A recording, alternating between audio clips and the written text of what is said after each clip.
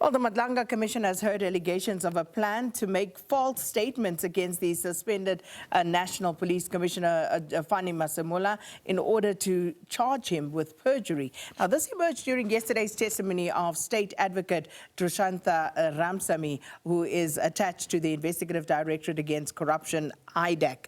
Now, Advocate Ramsamy returned to the Commission to testify about allegations involving Police Minister Senzo Mchunu and Major General Feroz Khan's alleged involvement in investigations concerning senior crime intelligence officials. But for some analysis, we join now by lecturer in the Department of Political Sciences at the University of Pretoria, Roland Henwood. Roland, good morning, and thanks so much for joining us. Good morning. It's always a pleasure.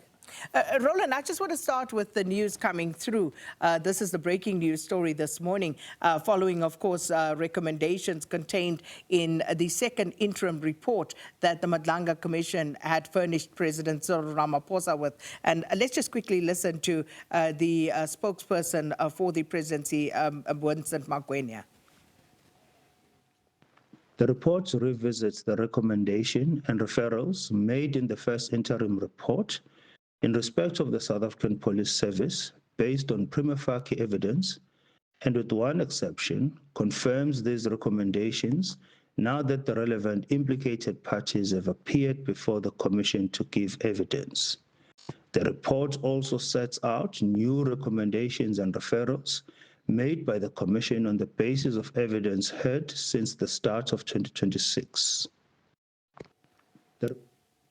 And that, of course, is the latest there, Roland. And basically, this flows from the Commission's recommendations in that second interim report that recommended the institution of disciplinary proceedings and the immediate investigation of criminal conduct, and where possible, if the evidence so indicates, the opening of criminal proceedings against Lieutenant General Chadrick Sibiya, Witness G, Sergeant Fani Nkosi, and Brown Mokgotsi. Just your take on this latest development first. Okay, let me just clarify. I could not hear what Minister Magwenya was said, but importantly, I think this is what should happen.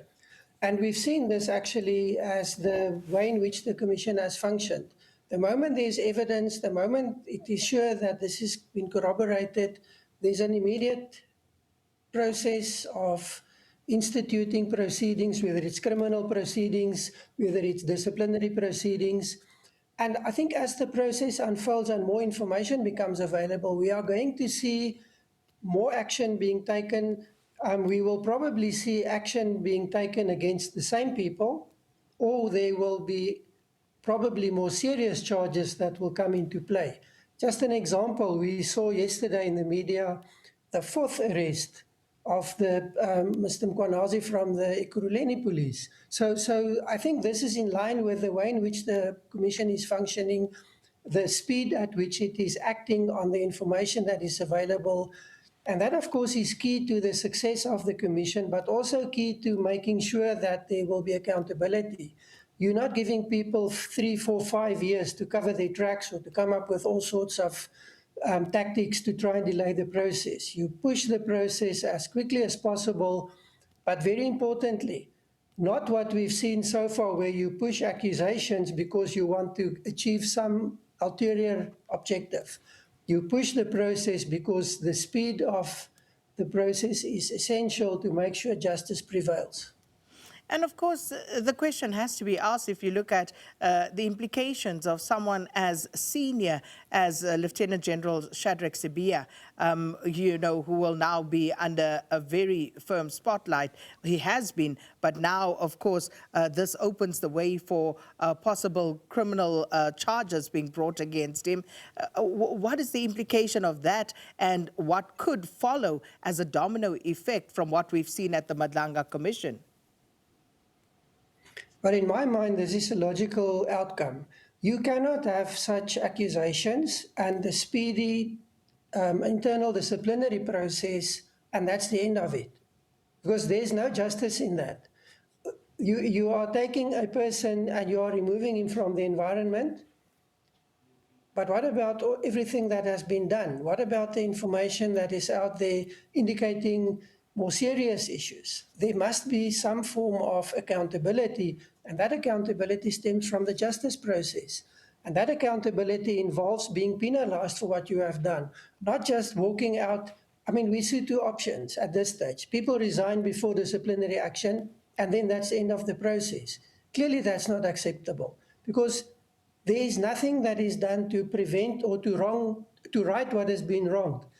The other option is we have a disciplinary process, we, force you to resign or whatever, and you walk away. That's not justice. That is actually leaving people, and I think that is part of the culture that has been developing in South Africa, where we see the sense of impunity. Nothing serious will happen to me. If anything happens, I just walk away and I continue to live and do what I want to do and maybe repeat my offenses somewhere else, because nothing is going to happen. And I think this is where the Madlanga Commission is materially different. We are now seeing more serious consequences. Firstly, we see proper preparation. Secondly, we see speedy action. Thirdly, we see a second round where it's not just something where you are facing a fairly light process given what we're looking at and you walk away. We are now seeing a third round effect in a way, where there is now a criminal case that is going to develop, and the consequences of a criminal case, if found guilty, is much more consequential than just facing a disciplinary and walking away from it. And then just getting back to the current proceedings at the Madlanga Commission, still on that IDEC stream. And we've heard from Advocate Ramsamy since last week. And her revelations have been quite jaw-dropping. And, you know, she played last week where there was that audio that was played of a conversation between her and the now former head of IDEC, Advocate Andrea Johnson. But materially, what is startling here is the allegations that are piling up against Advocate Andrea Johnson and how a different picture is emerging from what she had testified at this commission, and going as far as the allegation of fraud that emerged against her yesterday for forgery of a document in order to get a process going. Well, I think the issue here is, and this is one that it's not new, but it's extremely worrying, that we see collusion, that we see people working with a particular plan. That's the indication. I mean, we don't know, it's not been verified and tested yet, but there's collusion, there's a plan to achieve a particular outcome, and that outcome is to sideline people that stand in your way. What is even more disconcerting, because we've seen very little direct indications of this so far in the commission, it's been rumored, something people talk about, is that the links go far beyond the bureaucratic context. There are definite links, it seems, into the political sphere. And that is the one dimension where we have not seen any action, any consequential action being taken. And this goes back, I mean, the Zondo Commission was the same. Senior people implicated, the Commission recommended further investigation, action being taken. So far, nothing, or almost nothing, one or two cases. What we see in the Madlanga Commission is a painful process of unpacking, of linking, and the names are becoming part of the process, and this goes right into the political sphere, both in the legislature and in the executive. The disconcerting part here is the failure of systems. If you listen to the way in which IDEC is supposed to function, you have checks and balances. Those checks and balances are being manipulated, are being subverted, because there seems to be collusion in how this process is being managed. Now that goes back to the people in the system. You can devise systems and procedures as much as you want. If the people in the system are not acting in the way that they are supposed to, the system will be broken. So there are some serious challenges in terms of how do we make sure that people who are appointed in these very important influential positions are not part of such a process, and how do you make sure you cannot have collusion? despite the safeguards built into the process. And there's some serious weaknesses. Now, part of it people have spoken about since the inception of IDAC, for instance, is independence. It cannot be part of a ministry. It cannot be part of something that in the end is funded and managed by government directly. Now, if that's the only problem, probably not. But this is an example of the weaknesses that we see in the system. And then the other thing is that the way in which we appoint people is too centralized. It relies too much on a very small group of people who take decisions, and those decisions are not tested, they are not necessarily in an open process, and clearly that needs to change. And of course, just speaking to IDAC and the fact that this is a very powerful institution, and given the powers conferred upon IDAC, is it something you believe that should be kept? And if so, where should the strengthening happen? I'm starting to wonder if IDAC is so powerful. Maybe it's only powerful because it can be manipulated and controlled for specific interests and purposes. And that, I think, is the problem. The ideal situation is an independent investigative directorate. We've had that in South Africa in the form of the Hawks. And it should be maintained, it should be strengthened, but it should be independent. And we have to split the prosecutor and the executive control from this process. The thing is, if it accounts to Parliament, probably the best option, but only if Parliament does what it is supposed to do.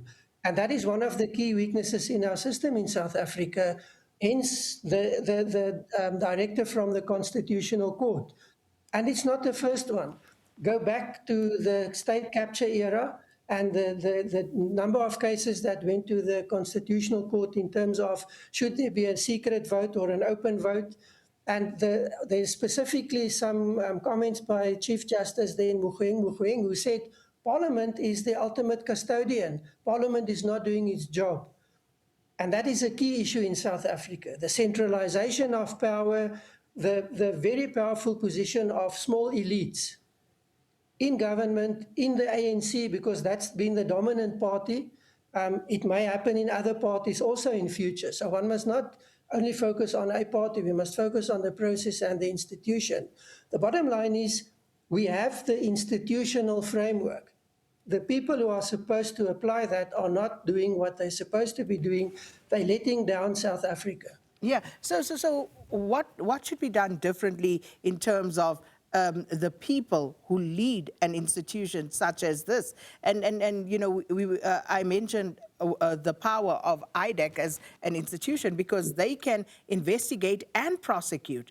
So when you talk about the recommendations of other commissions prior to the Madlanga Commission, like the Zondo Commission, you would imagine that for those elites, the political elite, this would be the perfect vehicle to deal with that matter effectively because they can investigate and prosecute.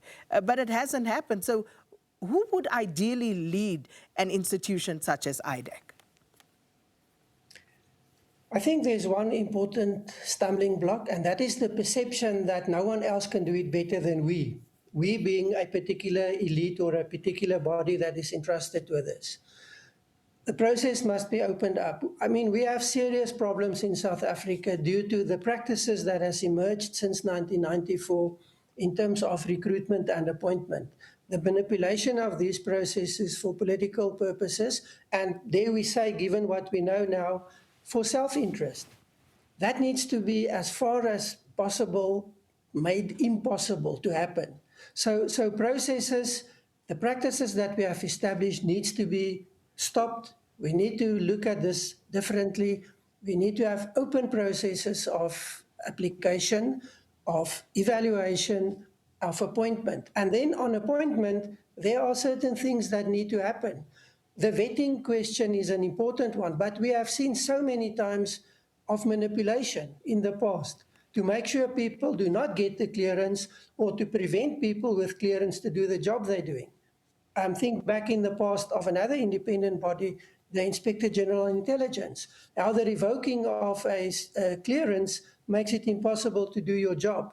And we know that was not because there was something wrong with what the IGI was doing. There was something wrong with where he was going to probe and look for answers. So the institutional context needs to be supported by proper procedural principles, vetting, and then the appointment issue. We cannot continue with our appointment practices. We see the downfall of local government. We see the weaknesses across the system. And we now see again the serious effect it has on institutions that we rely on to ensure good governance. All these are failing because of the recruitment practices, the staffing practices, and the policies and interests that underpin that. Well, and that, of course, is where we need to focus our energies if we're going to fix it. But Roland Henwood, always a pleasure. Thanks so much for your time. Lecturer in the Department of Political Sciences at the University of Pretoria.